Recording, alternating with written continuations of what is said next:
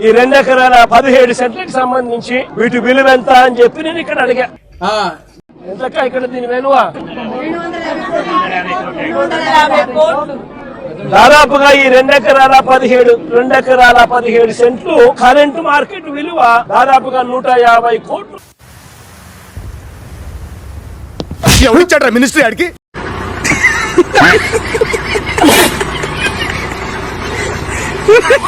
ప్రత్యామ్నాయంగా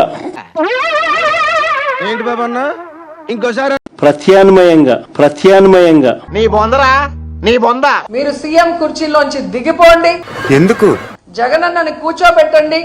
ఇచ్చేయండి సార్. ఇవ్వండి చెప్తున్నారు కదా. ఇచ్చిన ప్రతి వాగ్దానాన్ని ఎలా నెరవేర్చాలో జగనన్న చేసి చూపిస్తాడని కూడా ఈ సందర్భంగా తెలియజేసుకుంటున్నా.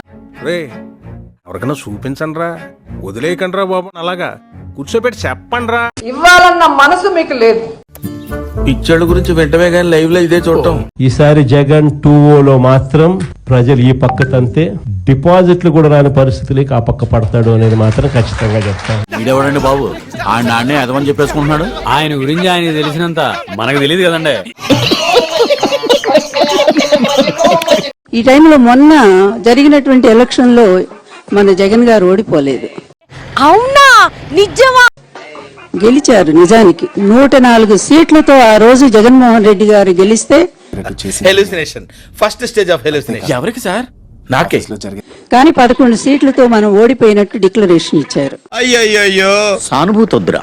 104 సీట్లతో ఆ రోజు జగన్మోహన్ రెడ్డి గారు గెలిస్తే కానీ 11 సీట్లతో మనం ఓడిపోయినట్టు డిక్లరేషన్ ఇచ్చారు. Doctor, what's the problem? You talking about the patient? Yeah. చిన్న మెదడు చితికింది, పెద్ద మెదడు పగిలింది, టోటల్ గా brain దోబింది. Sir, I have 2 questions for you. నువ్వేం రాజకీయ నాయకుడు? నాకు అర్థం కాలేదు. సమాధానం చెప్పలేని పిరికి వ్యక్తివి నువ్వు. అన్నా, నువ్వు అట్లా అనొద్దన్నా. ప్రశ్నకు సమాధానం చెప్పలేవా? ప్రశ్న ఎదుర్కోలేవా? అలా ఎందుకు ప్రశ్నిస్తున్నారంటే నీ దొల్లతనాన్ని చూసి ప్రశ్నిస్తున్నా. అంటే అది ప్రశ్నకు సమాధానం చెప్పలేని పిరికి వ్యక్తివి నువ్వు. ఇది అసలు మంత్రిగా కూడా పనికిరారు, రాజకీయ నాయకుడిగా అంతకన్నా పనికిరారు.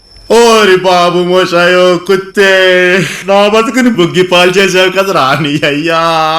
ఈ ఫస్ట్ నైట్ ప్రాబ్లం వాళ్ళ సైడ్ నుంచే ఉందని డౌట్. మీ ఫస్ట్ నైట్ గురించి కూడా మీరు ఇంత ఆలోచించలేదు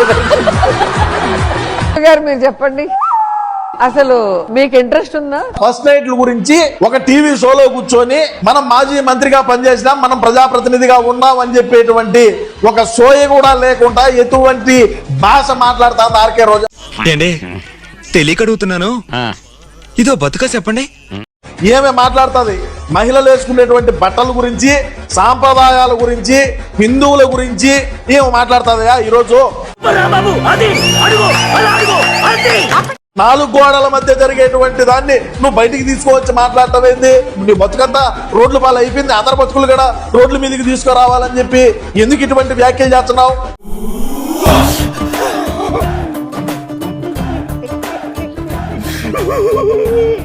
నీ మొగుడిని అడుగు ఫస్ట్ నైట్ గురించి.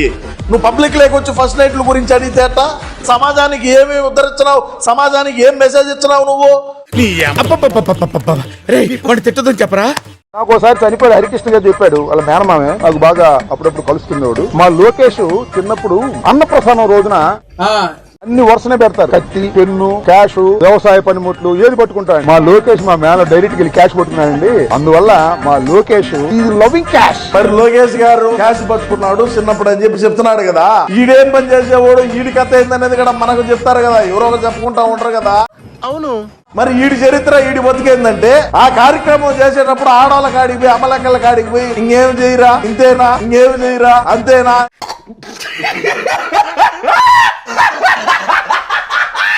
చెప్పి వాళ్ళ ఫైట్లు పట్టుకొని లాగుతా అడుగుతా ఉండేవాడు. అంటే ఈడు చిన్నప్పుడు అది వీళ్ళ నాయన చూసి మరి కాంబాబు అని పేరు పెట్టినాడని చెప్పి మనకు చెప్పినారు మరి కొంతమంది.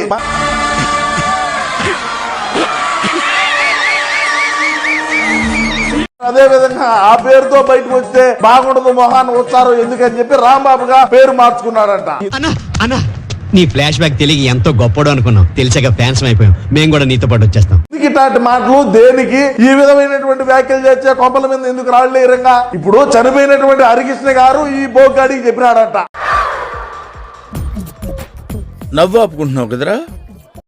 ప్రతిపక్షంలో కూర్చొని ఉండం అది పర్వాలా, మళ్ళీ రీలు వెనక్కి తిరిగి మళ్ళీ అదే రోజుకు మళ్ళీ తిరిగి వెళ్ళి కనీసం ఇలా జరుగుతుందని తెలుసు కదా, ఇప్పుడు ఎలా చెప్తావు అని చెప్తే మళ్ళీ ఆ రోజు వచ్చినప్పుడు ఇదే విధంగానే మళ్ళీ చెప్తా. వాడు చెప్పేది ఏమిటో అర్థమైతే యాక్షనో ఏదో ఒకటి తీసుకోవచ్చు. వాడు చెప్పేది ఏమిటో నీకు క్లియర్ గా అర్థమైతే నువ్వు నాకు చెప్పు, నేను వాడి మీద యాక్షన్ తీసుకుంటాను, నువ్వు చూసుకుందు గాని. జగన్మోహన్ రెడ్డి గారు అధికారంలో రాకముందు మహిళలకి ఏమేం ప్రామిస్ చేశారు? చూడాలని ఉందే. అధికారంలో వచ్చిన తర్వాత అరాచకాలు, అఘాయిత్యాలు, అత్యాచారాలు, అవమానాలు, అక్రమ కేసులు, వేధింపులు ఇవే. తల్లి నీకు దండం అమ్మా, నువ్వెక్కడ దొరికావే నాకు? వచ్చేది మా వైఎస్ఆర్సీపీ ప్రభుత్వమే, మిమ్మల్ని బతకనేమో. ఎంతకి తెగించారా? ఇంత నిజాన్ని దిగుతారా? మాకు ఎక్స్ ఎమ్మెల్యే పిన్నెల్లి రామకృష్ణారెడ్డి మరియు పిన్నెల్లి వెంకటరామరెడ్డి అనువార్లు చెబితేనే మేము ఈ మటలు చేస్తున్నాం. ఏం మాట్లాడుతున్నారా నువ్వు? నీకేమైనా బుర్రున్నదారా? మొన్నటి రోజున 10th క్లాస్ ఎగ్జామ్స్ రిజల్ట్ వచ్చినాయి. వచ్చిన తర్వాత ఈ విధంగా అన్ని పత్రికల్లో ఒక్కొక్క పత్రికకి యాడ్ ఇవ్వాలంటే సుమారుగా నాకు తెలిసి 70 లక్షల నుంచి ₹1 కోటి ఒక్కొక్క పత్రిక ఖర్చు అవుతుంది. ఏం మాట్లాడుతున్నావురా? నరాలు కట్ అయిపోయింది. ఒక్కొక్క పత్రికకి ₹1 కోటి దాకా కూడా ఖర్చు అవుతుంది. జరుగుతుంది అవన్నీ నమ్మే ఉంటే నీ ఫేస్ లాగే నువ్వు ఏదో కన్నాలకు బతకాల్సి వస్తుందిరా. దేశవ్యాప్తంగా ఫుల్ క్రేజ్ ఉన్న రాయల్ ఎన్ఫీల్డ్ బుల్లెట్ బైకులు ఇక నుంచి ఏపీలో తయారు కాబోతున్నాయి. అందుకు సంబంధించి చర్చలు ఫలించాయి. అంతేకాదు మరికొన్ని దిగ్గజ కంపెనీలు సైతం ఆంధ్రాకు వచ్చేందుకు రెడీగా ఉన్నాయి.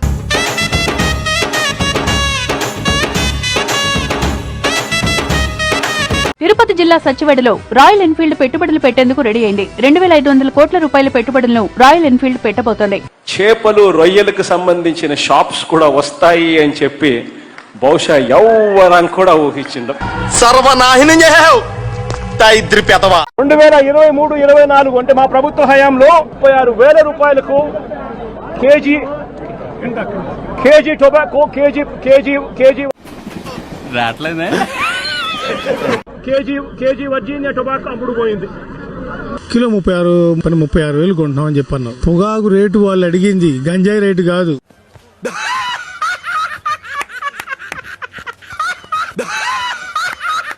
వంశీని చూస్తే చంద్రబాబు నాయుడు గారి కన్నా గ్లామరస్ గా ఉన్నాడు. అవునా నిజమా? లోకేష్ గారి కన్నా గ్లామరస్ గా ఉన్నాడు. మనం ఓం శాంతి ఓం సినిమాకి వెళ్ళాం అనుకో, దీపిక పడుకొని చూస్తాం, ఆడు షారుఖ్ ని చూస్తాడు. గజనీ సినిమాకి వెళ్ళాం అనుకో, మనం ఆసిని చూస్తాం, ఆడు ఆశగా ఆమీర్ ని చూస్తాడు. ఈ రోజు వైఎస్ఆర్ కాంగ్రెస్ పార్టీకి వచ్చిందండి వయ్యారి. రాష్ట్రంలో ఉన్నటువంటి ఒక బలమైన వాయిస్ సాక్షి. Flash back. మా నాయకుడు జగన్మోహన్ రెడ్డి గారికి, మా భారతమ్మకు ఈ జర్నలిస్ట్ మాట్లాడినటువంటి మాటలకు సంబంధం ఏంటని నేను అడుగుతా ఉన్నా. వైఎస్ఆర్ కాంగ్రెస్ పార్టీకి రాష్ట్రంలో ఉన్నటువంటి ఒక బలమైన వాయిస్ సాక్షి.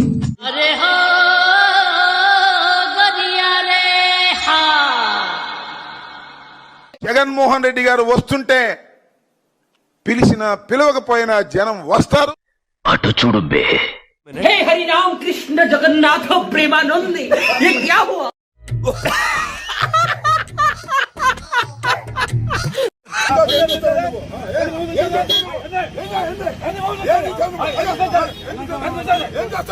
ఏంటి గొడవ? Frustration sir.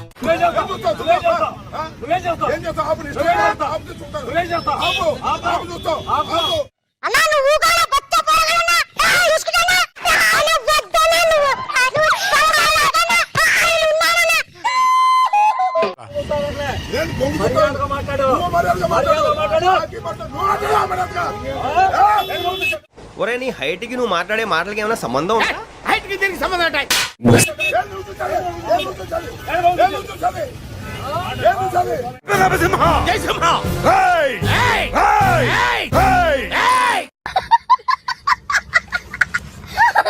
ఈడేక ఏకంగా అశ్లీల డాన్సులు చేస్తూ ఏకంగా చిందునేస్తాడు. అసలు నాకు ఆశ్చర్యంగా ఉంది అసలు. చూడండి, నమస్కారం జగన్ గారు, మీరంటే నాకు ఒక అభిమానం ఉండేది. Flash back. ఆయన పడ్డ శ్రమకి ఖచ్చితంగా ఫలితం దక్కుతుంది. ప్రతి ఒక్కరు కూడా జగన్ అన్నకి ఓటు వేస్తున్నారు, ఓటు వేయాలి కూడా. అమ్మాయిలతో అశ్లీలంగా డాన్స్ చేస్తున్న మంత్రి గారు అనేసి ఆ అమ్మాయి నేనేనండి. లేడీకి లేడీ గెటప్కి తేడా కూడా తెలియకుండా మాట్లాడుతున్నావు, నువ్వెలా సీఎం అయ్యావు? లేడీకి లేడీ గెటప్కి తేడా కూడా తెలియకుండా మాట్లాడుతున్నావు, నువ్వెలా సీఎం అయ్యావు?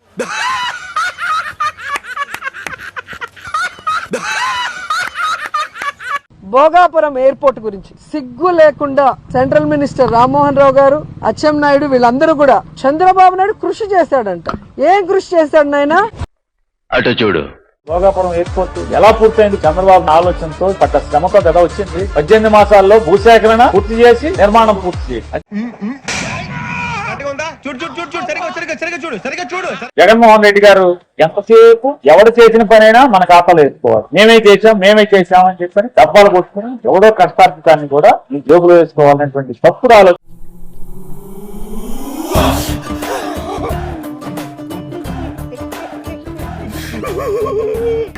వైఎస్ఆర్సీపీ కార్యకర్తలకు కావచ్చు, నాయకులకు కావచ్చు, మీరు ఇచ్చే భరోసా ఏంటంటారు?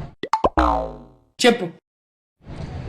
వైసీపీ నాయకులకు, కార్యకర్తలకు నేను గడిచిన 5 ఏళ్లలోనే ఏం భరోసా ఇవ్వలేకపోయినందుకు ఇప్పుడు నోరు మూసుకొని నా పని నేను చేసుకుంటాను.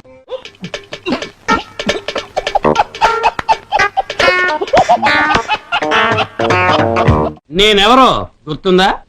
లేదే.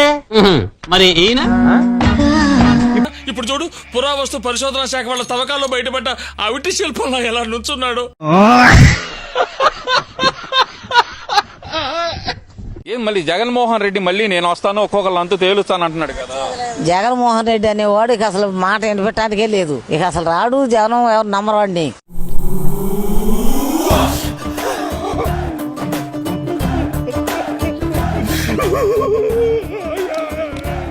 అమ్మ, పెద్దమ్మ, అక్కమ్మ, చెల్లెమ్మ అనుకుంటా నెత్తి మీద చేసి ముద్దులు పెట్టి మోసం చేశాడు. అంటే అది హలో, జుట్టుంటే ముడేసుకోవచ్చు, జుట్టు లేకపోతే ముడేసుకునేది ఏమి ఉండదు. ఎంత గొప్పగా సెలవిచ్చారు Guruji.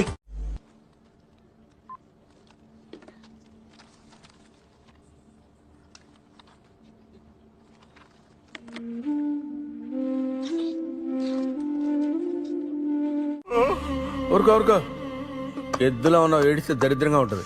Look at what we are doing with Amravati all over again. We'll have announcements in the data city now coming up in Visakhapatnam. Yesterday, we signed with Tata Power a 7 gigawatt. Extracted by using the Gerber Weibull Berntrop ఏంటో చెప్తున్నా ఇందాకటి నుంచి. or Skimmed Bonsky Rascal methods.